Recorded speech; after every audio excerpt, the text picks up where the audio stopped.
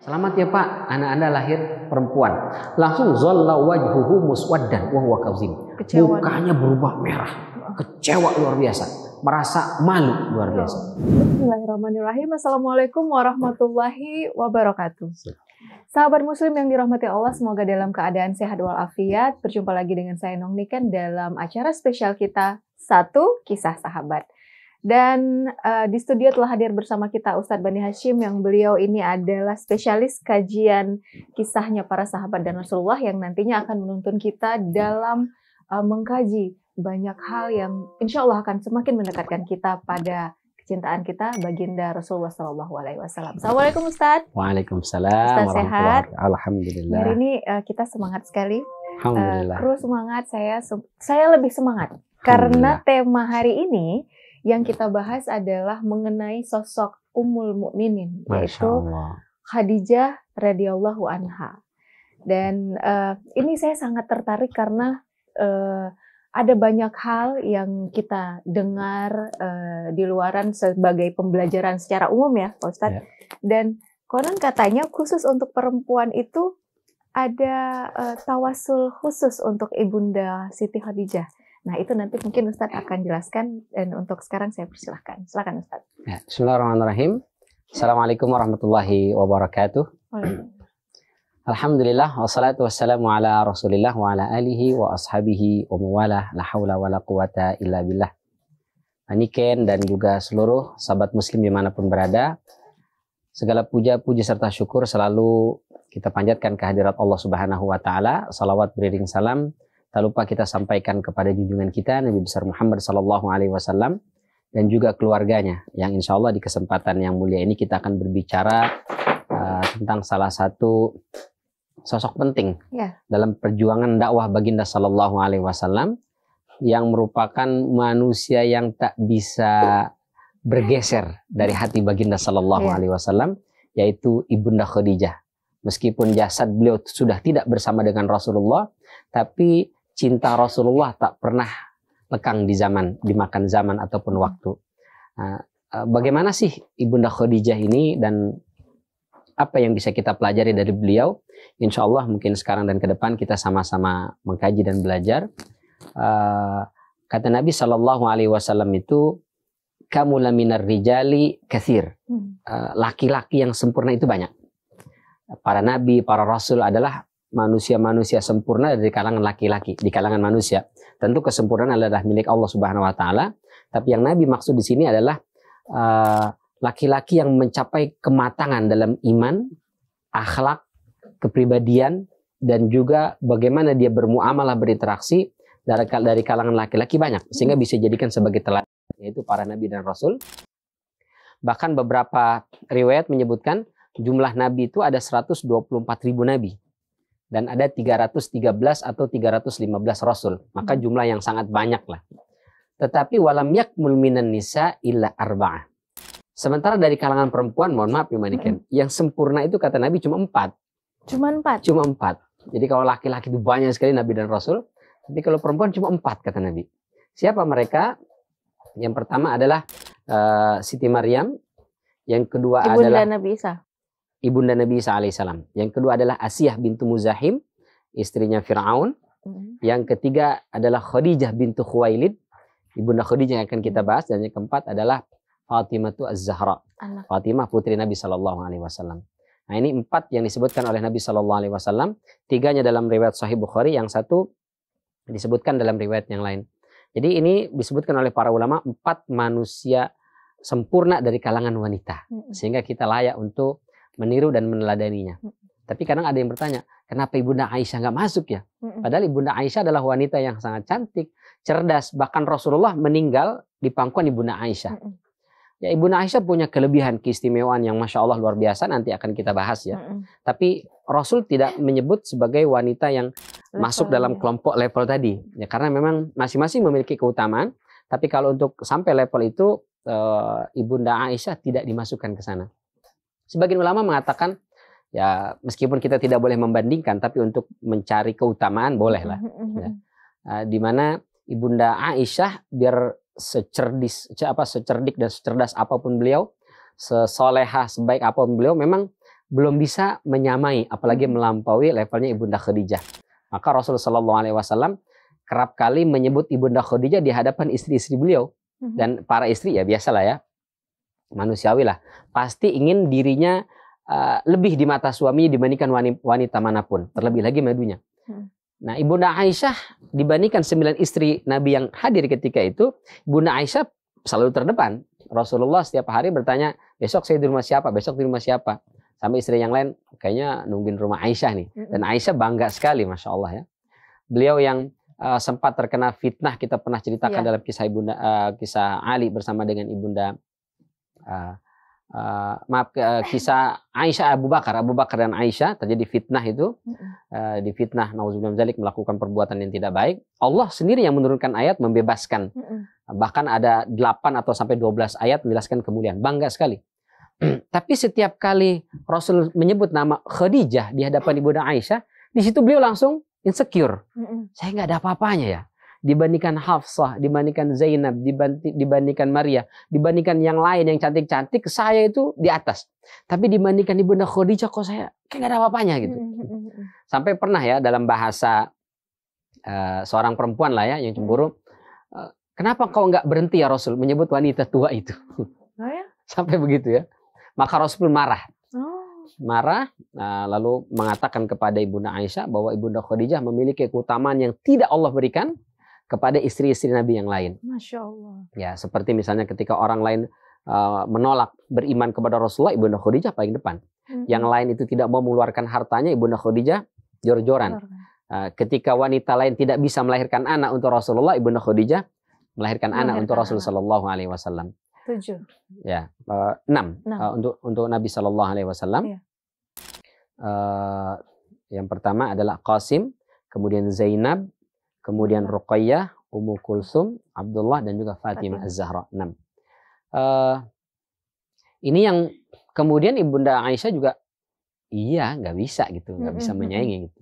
Di samping memang karakternya juga berbeda. Misalnya Nabi Shallallahu Alaihi Wasallam tuh pernah pulang habis berperang, penat lah ya mengurus urusan umat, terus banyak hal lah di luar dakwah segala macam berat. Pulang ke rumah Ibunda Aisyah mengatakan, Aisyah, kepalaku ini agak pening. Begitu sampai rumah, kata Ibunda Aisyah, sama ya Rasul, kepalaku juga pening. Maka kemudian kata Rasul, ya udah situ, kalau gitu sini saya pijitin, manja.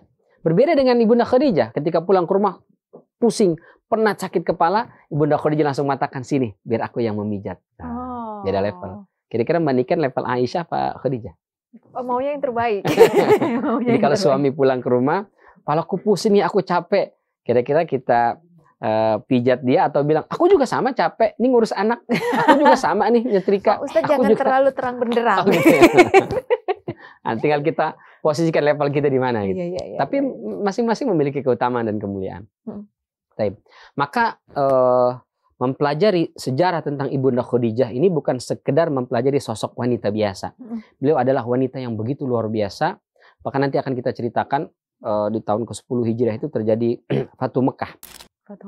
Fathul Mekah, pembebasan kota Mekah oleh Nabi SAW dan pasukan itu sahabat yang dulu terusir dari Mekah hijrah ke Madinah, begitu pulang ke Mekah dalam Fathul Mekah itu mereka masing-masing pulang ke rumah. Umar pulang lihat rumahnya dulu gimana yang ditinggalkan. Kemudian Abu Bakar juga begitu. Utsman, Ali, semua sahabat itu mendatangi rumahnya dulu yang ditinggalkan. Tapi Nabi Shallallahu Alaihi Wasallam enggak. Beberapa hari di Mekah itu kemana Rasulullah? Ke Ma'lah. Apa itu Ma'lah? Ma'lah tempat di mana Ibunda Khadijah dimakamkan di sana. Rasul mendirikan tenda, tidur di situ di samping makam Ibunda Khadijah. Masya Allah. Sambil beliau mengatakan sadaqti ya Khadijah. Sadaqti ya Khadijah. Benar wahai engkau istriku Khadijah. Benar engkau wahai istriku Khadijah. Masya Allah. Setelah hampir sekitar 11 atau 12 tahun meninggal Ibunda Khadijah, Islam kemudian berjaya. Rasul kembali, yang dicari adalah makam beliau dan mengatakan, benar engkau wahai istriku, benar engkau wahai istriku. Masya Allah. Sweet banget ya. So sweet banget. Sweet banget loh itu, dan kayaknya sekarang udah nggak ada lagi sih laki-laki yang seperti itu, Ustadz. Mungkin ada tapi diam-diam. Iya gitu ya. Mungkin. Di sini mungkin teman-teman banyak yang seperti itu. Baik. Oke, lalu bagaimana kita mengenal Ibunda Khadijah? Pertama dari segi nasab. Nasab, oke. Nasab Keluarga.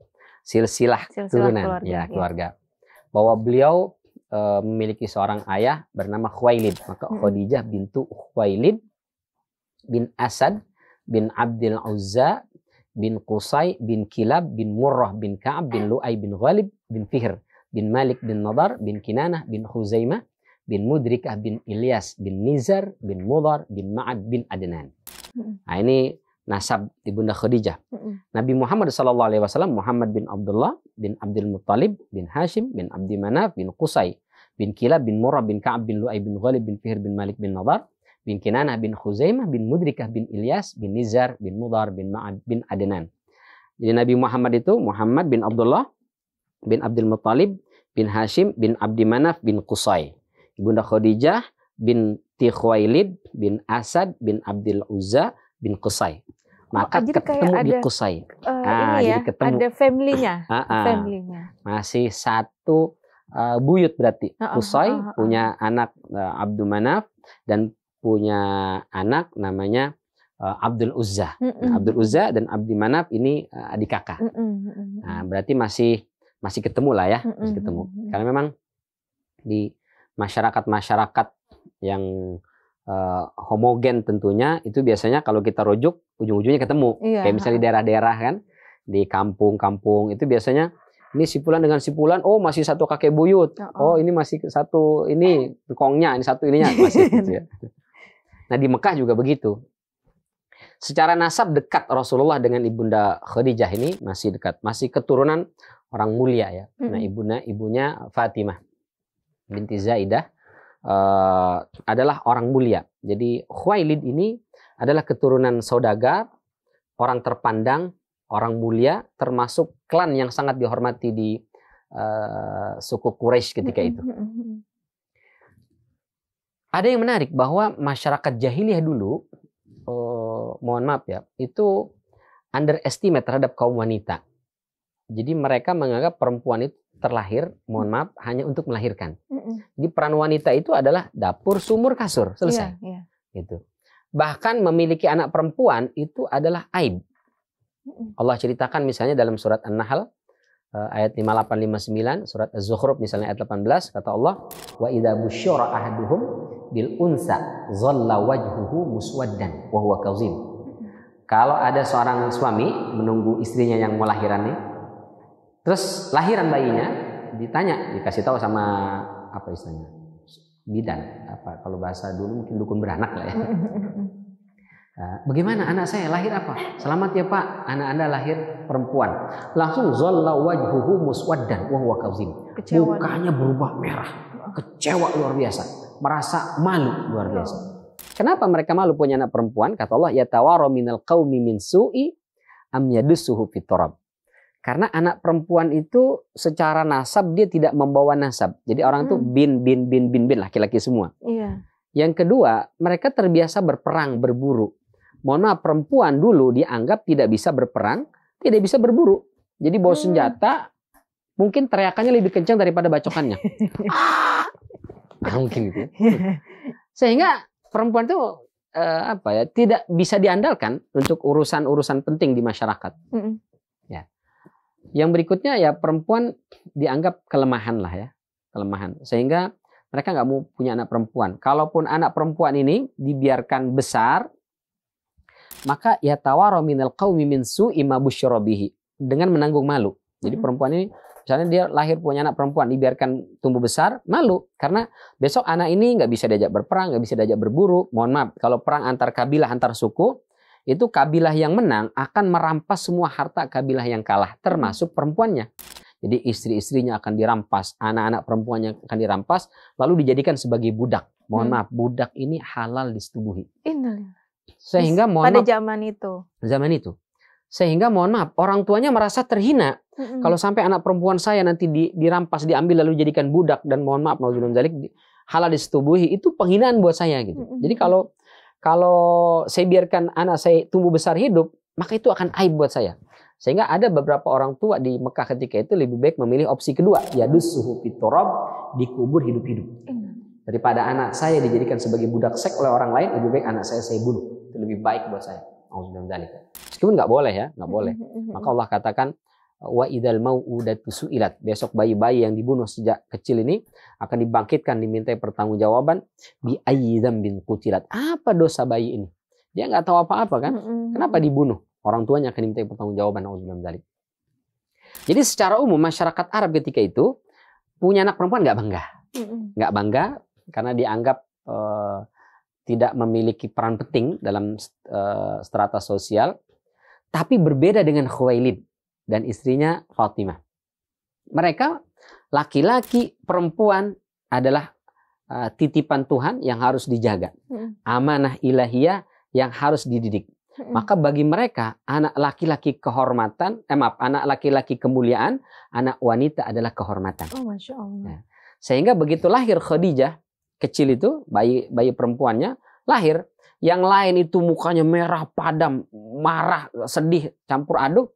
Khuwailid enggak, bangga, bahagia, dan dia senang dengan lahir bayinya itu. Maka kemudian setelah lahir,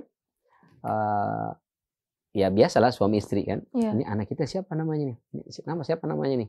Maka kemudian kata Fatimah, bagaimana kalau kita beri nama anak kita Khadijah? Apa arti Khadijah itu? Apa artinya? Yang terhormat, yang terjaga. Masya Allah. Maka diberi nama Khadijah. Dan itu belum ada nama Khadijah di zaman itu. Di zaman itu belum ada nama Khadijah. Itu serapan dari bahasa Arab mungkin ya? Memang iya bahasa Arab.